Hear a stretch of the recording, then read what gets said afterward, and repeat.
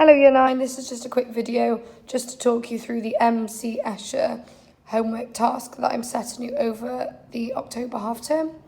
A while ago I gave you this research piece of paper, so hopefully you've still got this with some information about MC.Escher that you can use in your work. I also asked you to draw an Escher inspired eye. Escher obviously has a skull in the centre of his eye, and I'd quite like you to do another one now you've improved your drawing ability and to add something interesting into the eye. So I just wanted to make this video just as a reminder and just to let you know the expectations for creating this research page in your book. So I want you to make sure that you don't use the first page of your book, but then you open to the double page. You can write a title, MC.Escher, make sure you've spelt the name right. You can then add your eye drawing and the picture that I gave you. I've given most of you another picture of these.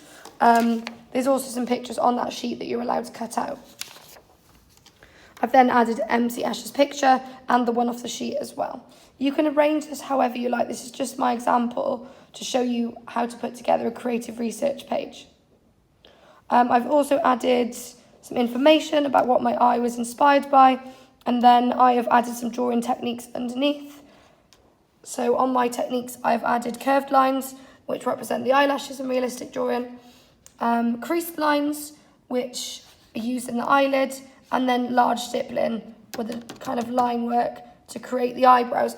And it's really important in the research page, to use this as an informative exercise that will support your learning and remind you of things when you come back to when you go forward to drawing your portraits.